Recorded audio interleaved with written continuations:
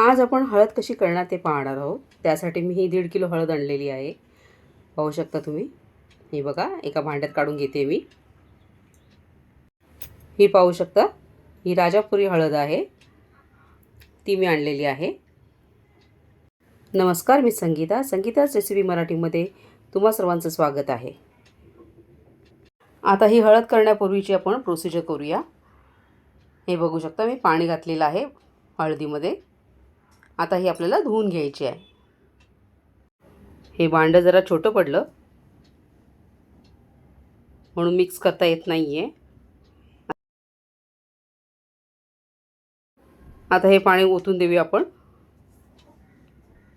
हे बघू शकता, ही हळद धुणं गरजेचं होतं। हे बघा, असे किडकी हळद असतात, वरून कलर लावलेले असतात, त्याच्यामुळे हे करणं गरजेचं आहे, धुवून घेणं गरजेचं आहे। आता परत पाणी घातलेलं आहे मी।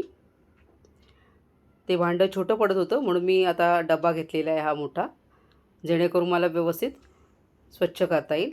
आता पाहू शकता तुम्ही, ही बघा, ही अगदी स्पष्ट दिसते की ती काळपट खराब झालेली हळद आहे आणि ही व्यवस्थित आहे। हाताने व्यवस्थित चोळून घ्यायची आणि काढून घ्यायची दुसऱ्या भांड्यामध्ये। हे पाहू शकता, अशा पद्धतीने दोनदा हळद व्यवस्थित चोळून स्वच्छ करून घेतलेली आहे। आता आपण या टोपामध्ये घालून घेऊया। हा मोठा टोप घेतलेला आहे। आता यात पाणी घालून घेऊया आपण। हे पाहू शकता, अगदी पूर्ण भरला आहे टोप मी पाण्याने, कारण ही हळद आपल्याला रात्रभर ठेवायची अशीच आणि ती फुगून वर येईल, म्हणून आपल्याला एवढं पाणी घालणं गरजेचं आहे। आता दुसऱ्या दिवशी आपण पाहूया। हे बघू शकता, दुसऱ्या दिवशी सकाळी हळद फुगून वर आलेली आहे। आता हे एका ताटामध्ये आपण काढून घेऊया। मी दरवर्षी याच पद्धतीने हळद करत असते। हे बघा, अशा प्रकारे फुगून वर येते।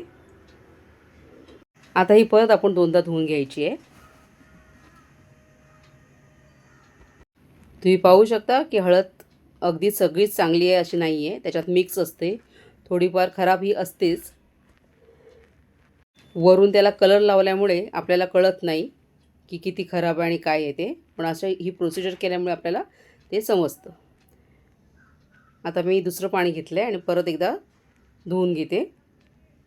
काल सकाळी 11 वाजता आपण भिजत टाकली होती ही हळद आणि आज सकाळी 8 वाजता ही काढून घेत आहे मी। आता ही परत धुवून मी परत पाण्यात घालून ठेवणार आहे, कारण मी लगेच कापायला घेणार नाही आहे। यामध्ये असंच धुताना आपल्याला कितीतरी अगदी खराब मिळतात हळकुंड, ते लगेच काढून टाकायचे। पाहू शकता, ही सगळी हळद आपली धुवून झालेली आहे। मी ही सर्व हळद वेळीवर कापून घेणार आहे। आता हे पाणी ओतून देऊया आणि दुसरं पाणी घेतलेलं आहे मी। आता याच्यामध्ये आपण परत हळकुंड बुडवून ठेवूया। जर हळकुंड तसंच ठेवलं तर ते सुकायची प्रोसिजर चालू होते आणि मग मला ते वेळीवर कापता येणार नाही, म्हणून मी परत पाण्यामध्ये ते बुडवून ठेवलेले आहेत। हळकुंड घेताना अधिक घ्यायचे, 300 ग्रॅम तरी जास्त घ्यायचं। आता मी हळकुंड वेळीवरती कापून घेते।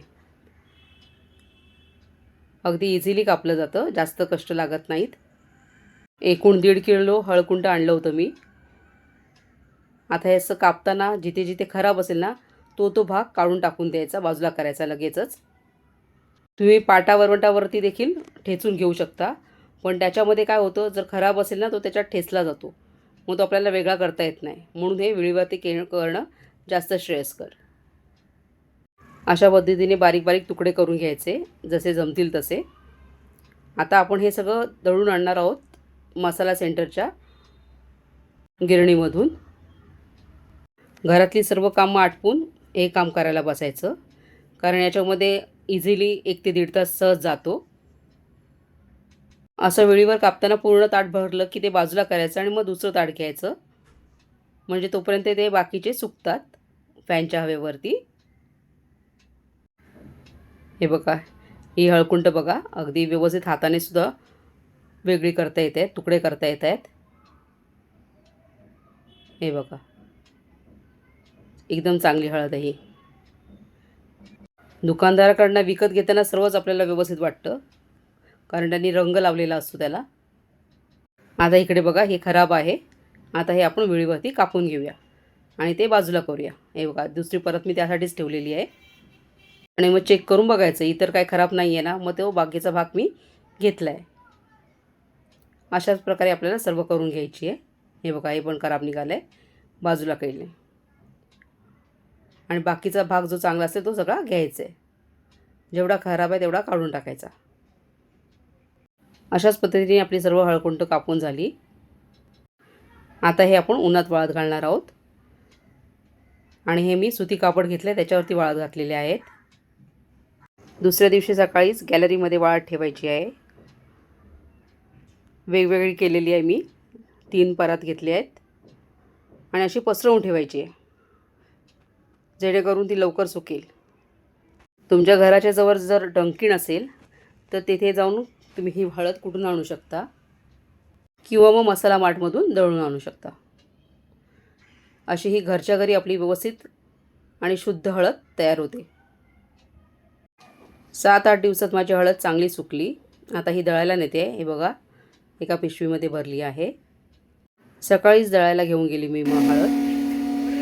हे ठाण्याचं मसाला सेंटर आहे. ठाणा बेसला मसाला गल्ली आहे ना, त्याच्या बाजूलाच आणखी एक गल्ली आहे, तिथे हे आहे. एका साईडला हळद दळली जाते आणि एका साईडला मसाले दळले जातात. इथे तुम्ही हळद विकत घेऊन दळू शकता. काही लोक अशीच डायरेक्ट विकत घेऊन पटकन दळायला देतात. सकाळी 8 ते रात्री 9 वाजेपर्यंत हे चालू असतं. हा बघा हा बोर्ड आहे. ठाण्याचं मसाला मार्केट आहे ना, त्याच्या बाजूलाच हे मसाला सेंटर आहे. कोणीही सांगू शकतं. हे मी इथूनच दळून आणते कारण पटकन होतं दळून, गर्दी नाही आहे. 1 किलो हळद दळायचे 30 रुपये घेतात इथे. तसेच इथे मसाले देखील भाजून मिळतात. मिरच्या वगैरे भाजून देतात हे लोक, मग त्याचे वेगळे पैसे घेतात. आता हे पाहू शकता. हे बघा इथे हळद आहे आणि ही माझी पिशवी आहे हळदीची. हळदीला जास्त गर्दी नाही आहे, त्याच्यामुळे लगेच त्यांनी माझी दळायला घेतली. वजन केलं, 1200 ग्रॅम भरलं. दळायला द्यायच्या अगोदर पण वजन करतात आणि दळून झाल्यानंतर पण ते वजन करून देतात. म्हणूनच काय करायचं असेल तर त्याच्यापेक्षा जरा जास्त ती गोष्ट घ्यायची. आता इथे हळदीमध्ये 300 ग्रॅम माझे कमी झाले. मी 1500 ग्रॅम हळकुंड आणले होते. आता घरी घेऊन गेल्यानंतर ही चाळून घ्यायची मला आणि त्याच्यानंतर बरणीत काचेच्या भरून ठेवायची. इथे पाहू शकता तुम्ही. आता दुसऱ्याची हळद आहे ती टाकलेली आहे आणि माझी अगोदर हळद एकदा दळून झालेली आहे, ती बाजूला ठेवलेली आहे डब्यामध्ये. हे मध्ये मध्ये पाती चेंज करत असतात. त्यांचे अख्खे हळकुंड होते ते घातलेले आहेत आता.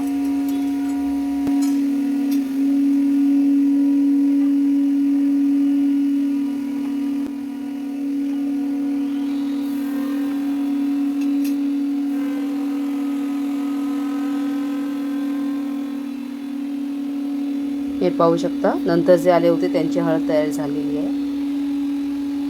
ती वजन करून देत आहे आणि याच्यात 100 ग्रॅमची त्यांच्याकडनं घट ही पकडायची असते. आता आपली पिशवीतली हळद काढून ती परत दळायला टाकलेली आहे दुसऱ्यांदा.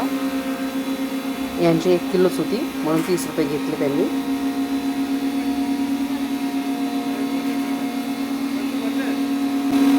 आता पाहू शकता ही आपली हळद तयार होते.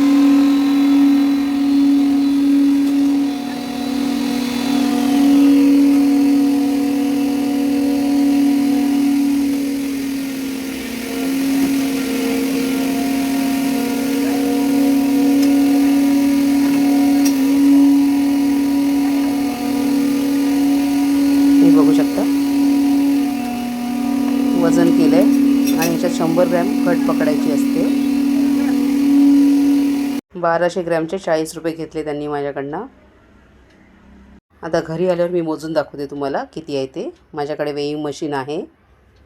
हे बघा हे भांडं ठेवलं आहे. आता टेअर केलं आहे. तयार केलं म्हणजे त्या भांड्याचं वजन आहे ते वजा होतं. आपण त्याच्यात जे वस्तू ठेवतो त्याचं वजन आता आपल्याला स्क्रीनवरती दिसतं. 1182 ग्रॅम झालेले आहेत. आता आपण हळद मैद्याच्या चाळणीने चाळून घेऊया. तुम्ही गव्हाच्या चाळणीने पण चाळू शकता, पण मी इथे मैद्याच्या चाळणीने चाळत आहे. हळदीला अगदी छान कलर आलेला आहे. अशा प्रकारे पूर्ण प्रोसिजर करून केलेली ही हळद आपली तयार झालेली आहे. हे बघा, त्याने मगाशी पिशवी होती 1200 लिहिले होते. हळद दळून आणल्यानंतर गरम असते, जरा पिशवी उघडी करून ठेवायची आणि थंड झाल्यावरती चाळायला घ्यायची. आणि जरी चाळून झाली आणि जरी परत घेतली असेल तरी त्याच्यात गरमपणा असतो, म्हणून थोडा वेळ फॅनखाली वाळवून घ्यायची ती आणि मगच बरणीत भरायची. काचेची बरणी धुवून पुसून उन्हात वाळवून त्याला अगरबत्ती आतून दाखवून घ्यायची आणि मग त्यात ही हळद भरायची. यात हिंगाचा खडा वगैरे मी काहीही ठेवणार नाही आहे. आणि ही उरलेली हळदीची भरड आहे ती मी झाडांसाठी वापरून टाकणार आहे. हे बघा, तुम्ही पण माझ्याप्रमाणे हळद करता का? मला कमेंटमध्ये नक्की सांगा. आणि माझ्या जर रेसिपीज आवडत असतील आणि जर तुम्ही माझ्या चॅनलवर नवीन असाल तर प्लीज माझ्या चॅनलला लाईक करा, शेअर करा, सबस्क्राईब करा आणि बेल आयकॉनला क्लिक करा, जेणेकरून माझ्या येणाऱ्या नवीन रेसिपीचं नोटिफिकेशन लगेच तुम्हाला मिळेल. खोकला झाला असता मधामध्ये थोडीशी हळद टाकून चाटण द्यावं मुलांना. तसेच दुधामध्ये हळद टाकून हळदीचं दूध प्यायला द्यावं. हळदीपासून लोणचं देखील करतात, तुम्हाला ठाऊक आहे का? हळदीमध्ये कर्क्युमिन नावाचा घटक असतो, तो आपल्या आरोग्यासाठी अधिक फायदेशीर असतो. ठेस लागल्यावर तुम्ही त्या ठिकाणी हळद दाबून लावू शकता, लगेच रक्त थांबतं. बाहेरून हळद आणण्यापेक्षा स्वतःच अशा पद्धतीने हळद करून भरून ठेवायची वर्षभरासाठी. आणि सगळं काम कसं स्वच्छतेत होतं.